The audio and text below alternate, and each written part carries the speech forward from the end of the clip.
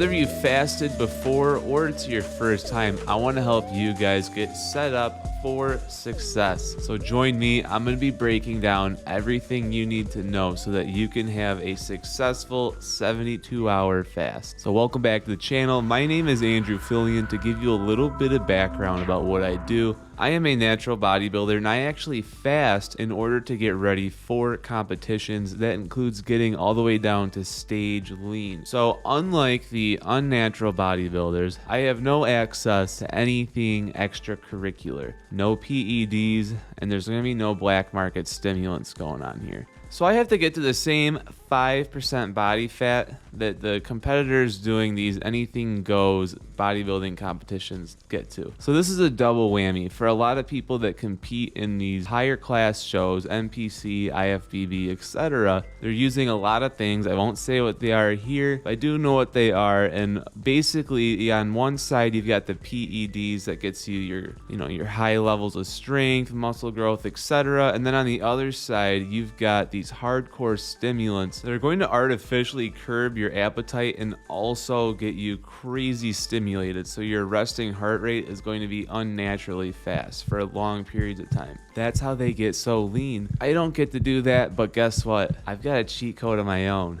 and it's all natural. You can't get in trouble for doing it. It's as old as time. It's fasting. What I do is I do a 72-hour long fast. Right now I'm actually doing that myself to prepare for my upcoming show, which is in September of 2023. So right now, every week from here to there, right now it's July, I'm doing 72-hour long fasts. I actually just broke my fast today and I'm feeling great. I'm feeling energized and I can't wait to share with you guys how all of this works. So I'm going to be breaking this down, what to do before the fast, what to do during the fast, and also what to do after the fast. All of these are very key components. You don't want to phone it in on any one segment, because if you do that, you're going to run into some trouble. So stay tuned, watch this whole thing, and you're going to become a fasting pro. Let's break down the first thing you got to know about fasting, why it works, what's the deal. I've broken it down in way more detail in this video below, but to just hit the surface level, when you're doing a fast, two major things are happening. The first, your insulin resistance is going way down. Along with that, ghrelin's going way down, leptin is going way up. What does this mean? These are your hunger hormones. When insulin goes up, that's when your body is signaling to shuttle nutrients into cells. When insulin is low, you're going to be using your own cells to operate your body. Ghrelin is that hunger hormone. You know the feeling in your stomach when you think you're hungry. It's actually ghrelin telling you to go eat because your insulin is resistant and it wants to go up. When you're fasting, because insulin's down, remember, insulin resistance goes down, insulin sensitivity goes up, your body produces less ghrelin, so you're not going to feel as hungry. In fact, after 24 hours, you're very unlikely to feel hungry again for the rest of your fast. That's point one. Point two, and this is what I really think is cool, not a lot of people know this, even in the fasting world, when you're fasted, your resting epinephrine levels go up. Epinephrine is the hormone most of you guys know as adrenaline. So when you have an acute stress, like a tiger, boom, this guy's shooting at me. I probably shouldn't talk about that here, but it's 2023, it could happen. You never know. Guy shooting at you, a tiger over there. You're gonna have acute responses that really spike up that epinephrine. That's gonna get your heart going. And then you also have norepinephrine, which is gonna be in the vessels of your, it's gonna be in the blood veins, blood vessels, shooting all kinds of energy. It's going to be massive. That's how you get that crazy when you have adrenaline. Well, that's not the only time that your body is actually releasing these hormones. You also have resting epinephrine, which is going to basically be primary motivator for performing activities. If I'm like gonna pick up this clapboard, for example, It was the norepinephrine being slowly released in my brain that allowed me to make the decision to pick that up. When you're fasting, you're going to see an increase in these resting levels, and the sweet thing about that is that means that your resting heart rate is going to be higher, which means your basal metabolic rate is going to be higher. This is the same effect that a lot of those bodybuilders in the hardcore competitions are going for when they take these hardcore stimulants. We're able to achieve that same effect simply by fasting. So that is why I love fasting so much. Now let's get into it. Before you fast, there's some things that you can do to set yourself up for great success. Now, to slip into a fasted state and to start burning your own body fat, your body has to be drained of all of its glycogen. So glycogen is formed with glucose, sodium, and water. It comes from carbohydrates that you eat in your diet. That's going to give you glycogen. Well, your body can run on more than just glycogen. It can also run on ketones. Ketones come from your own body fat. What's great about this is because your body has so much fat on it, you're actually walking around with tens of thousands of calories on your body that are right there, ready to go on demand. You just need to switch off from the glycogen. Well, fasting is great for that, but there's some things that we can do to actually accelerate this so that we minimize our ghrelin on day one. That's going to be a very low carb preparation day for when you fast. So what does this mean? Let's just say I'm going to start a fast on a Monday. That means Sunday, I want to try to restrict carbohydrates as much as I can, especially the later the day goes on. If I have them early in the day, not the end of the world, but I really want to try not to have any carbohydrates with dinner. A dinner for me on a night before a fast might look like something like 1 pound of steak, 1 pound of salmon. You could even go with scrambled eggs if you really wanted to. Just try to avoid any, and I'm talking any, carbohydrates the night before a fast. So we've done that. We're going to be slipping into ketosis during day one. Day one's going to be the hardest day, especially lunch and dinner time. What I really recommend doing, and this is going to be very helpful for people at home, there are some things that you can have on a fast that are not going to break your fast that you want to have available at all times. First up is black coffee. Drink as much black coffee as you want. I see you up there. Next thing we're going to do, chewing gum. Sugar-free chewing gum anytime you want is going to be good to go. Number 3, sparkling water's diet pops. Some people say that a diet pop on a fast is not the greatest. I disagree with these people. I'll have a couple Diet Cokes during my fast, and for me, I don't have any problems with it. There's one more thing. Now, this is going to be kind of a red button topic here, but I'm going to address it anyways. It's going to be nicotine. Now, I'm not saying go out and get tobacco products just for a fast, but I will say this. I know a lot of people do use nicotine already, whether that's going to be vaporizer pens, chewing tobacco, cigarettes, pipe tobacco. I know a lot of people are doing these things. If you're already doing them, I'm not going to say go out and do it if you haven't, but if you're already doing them while fasting, it is shown that nicotine does curb appetite. If you got a tool at your disposal, you can use it, but this is not me endorsing tobacco, so don't get it twisted. I'm just saying, if you're already using it, you can keep using it. And while we're on that topic, I have heard some research that might say nicotine actually has some positive health effects. I don't know this for certain, have an opinion one way or another, but if I ever do research this, right down here, I'm going to put a link to that study below if I decide it's something that I want to endorse. At this time, I'm not saying either way.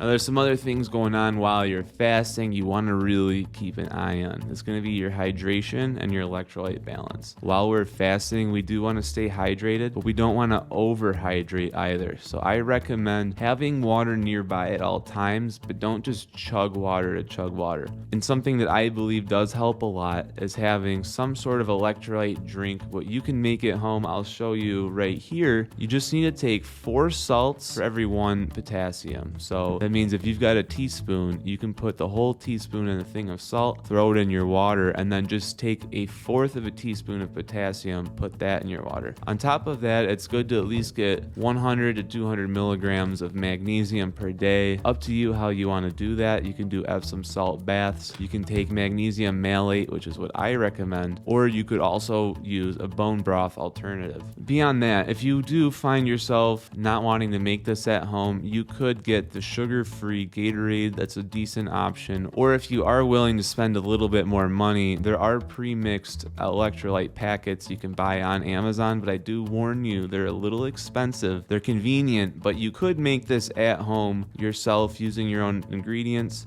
and that can save you like 90% of the cost of the Amazon pre-made ones. That's just an option. If you don't care about the money aspect, it does make it very easy to get a good ratio for your electrolyte balance. So doing this during your fast is going to set you up for success. So just to recap, on day one, we want to get appetite suppressing things into our system. Talking about black coffee, sparkling water, sugar-free chewing gum. All of these things are going to be good ways for you to either distract yourself or to get rid of that ghrelin altogether. Day 2 and day 3, that's when it's more important to be focusing in on electrolytes. On your first day of fasting, you're not really fasted long enough to see the electrolyte imbalance, so you don't really need to worry about that on day 1. But day 2, especially day 3, make sure that you've got some kind of salt, potassium, and magnesium supplement nearby so that if you do experience any symptoms, you can take that, and that will go a long way to alleviating those. It will take time. Give it about a half hour. If you are experiencing any of these following side effects, you know it's time to get your electrolytes in. First up is going to be severe dizziness. If you start getting dizzy, this is definitely a sign that your sodium is low. Just get some salt. Now, what about muscle cramps? If you find that your hamstrings are really tight, really sore, it's time to start getting some potassium and magnesium. Make sure not to overdo it, because if you take too much, it can cause an opposite problem where you start experiencing major heart palpitations. So make sure to take it slowly, half hour at a time. Otherwise, you could always just end the fast early, have some carbohydrates, and try again next time. If you've got nausea, that could be a sign of dehydration. We want to make sure that we're still drinking water while fasting. And like I've been saying this whole time, if you can mix your water with your salt and your potassium, all of this becomes way easier to manage. We don't want you having any of these nasty side effects.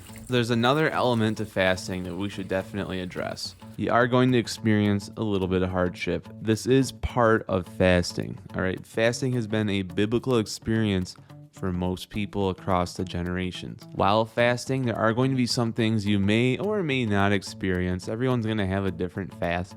So you might experience pretty early on increased boredom. You're not eating, you're not spending time with food. You might find yourself feeling a little bit more restless, a little bit more listless. This is normal. I highly recommend you can mitigate this by staying busy. In fact, having a busy day at work is the perfect way to segue into a fast, because you're so distracted with work that you're not really thinking about the food. If you're fasting at home and you're not doing anything all day, you might find yourself in a few situations where you're kind of losing your mind a little bit. So staying busy is really important. Making sure that you still stick with the things you like doing is really important. If you play sports, you're with group activities, if you like socializing, still go out and do these things. Maybe not tell anybody you're fasting, but try to still have a normal schedule while fasting. That's going to help with the boredom. Other things that you might experience is overall general feelings of sadness. And there's actually some science to back this up. So while we're fasting, our dopamine levels are going to be a lot lower. Part of this is that a major component of dopamine is eating food. Because our dopamine levels are lower, we're not going to be having that joyful energy. You're just not going to have that kind of like, I'm so happy experience that you have after eating food, or especially when you've been mixing in alcohol and other pleasurable activities. These things are going to be restricted while fasting, so it's natural that you might find yourself not having as much fun or not finding things as enjoyable while you're fasting. This is totally normal. Actually, it's a good thing, because when you reset your dopamine, it takes less of a stimulant for you to enjoy things on the other side of the fast, which means smaller meals give you the same amount of enjoyment. Not only that, but other activities, things that make you happy, also take less dopamine for you to get there, which is really kind of what we want. We do not want to be living a life where we're constantly spiking dopamine, because a lot of the times after the dopamine is done, you have a crash. This is actually something really interesting that I want to tell you guys. If you go onto Google and you go into incognito mode and then search, why do I always feel sad after? The things that come after, you'd be like, whoa, what? Winning a championship, coming home from vacation, coming home from music festivals. This is because of the dopamine spike you had during that short time frame, and then you get home and your dopamine levels are crashed. They're below your baseline. That's why you get sad after, you know, a real crazy weekend partying, or even winning something, like winning a bodybuilding show or like a hockey tournament. If you go and you just get really crazy and yeah, I'm a winner, Monday, no matter what, your dopamine levels be lower, you might feel sadness. It's just a chemical reaction in your brain. But fasting helps reset that, and it also gives us some perspective, so when good things do happen in our lives, we don't respond to them like we're little kids. You win, it's behind you. You lose, it's behind you. Fasting helps with that mentality. So these are things that happen during the fast. Let's say you're getting close to ending your fast. What do we want to do then? Well, if you're doing a 72-hour long fast, the way I like to do them, your body needs a little bit of time to turn the gas back on in your stomach. Think about it. Your stomach acid has been at the lowest levels it's ever really been.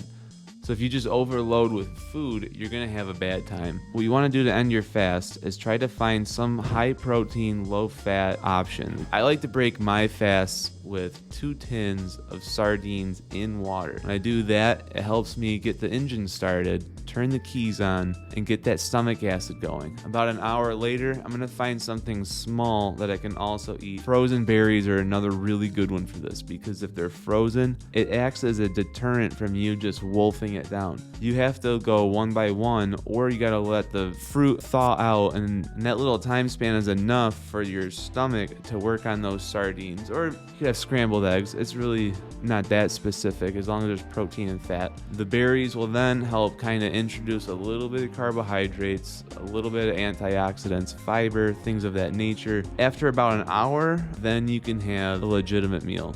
If I'm breaking my fast in the morning, I actually kind of like having bagels. Bagels are a very plain carbohydrate, but the nice thing is they're super easy for your body to digest. I've never had any trouble when I've had things like a plain bagel. Otherwise, if it's later in the day, I might just go ahead and have, you know, like a normal meal, steak, fish, baked potato, sweet potato, things of that nature. But you do kind of want to stay away from a large plethora of food. You don't want to be introducing a ton of things all at once. You want to try to keep that post-meal simple. And here's 2 things that you really want to make sure you're doing when you break your fast. The first is you don't want to binge eat. If you binge eat the day after your fast, you're actually pretty likely to binge eat the next day as well. So it's very important you break your fast. It's just another normal day. Maybe you have a little bit more than normal. I would say try not to have any more than 500 to 1,000 calories over your regular daily intake. Otherwise, you could end up with a pretty nasty pattern of fasting, feasting, fasting, feasting. You do want to have some modicum of normality to your diet, even on the day you break your fast. On day 2, it's just a normal day. Treat day 2 like you had never fasted. If you eat breakfast, eat your normal breakfast. Don't try to overcompensate for the fasting calories, or else you just end up spinning your wheels. Now, thing number 2 that you want to do, have some Tums nearby. When you break a fast, there's going to be times when some things might not sit right. If you have Tums, that should help alleviate those symptoms. And if you take the Tums preemptively, you might not have the symptoms at all. So I highly recommend when you break your fast with your high protein, low fat ignition meal, you know, it's just gonna be like 200 calories, take 1 or 2 Tums with that. That way you never have any of the nasty side effects, and it's possible when you break your fast, no matter what you do, you might have an early visit to the bathroom. This part is totally normal. Don't be freaked out by that. So guys, before I let you go, don't forget to like this video and also subscribe to the channel. It all helps me get this channel off the ground. On top of that, I do online coaching, one-on-one only. If that's something that interests you, I can do for you guys what I do for myself. So look down below, there will be a description that shows how you can get in contact with me. Either email me directly or follow through with my link tree. And with that, I want to hear about you guys fasting. Get started. Ask questions. I'm here to help. I'll see you in the next one. Peace.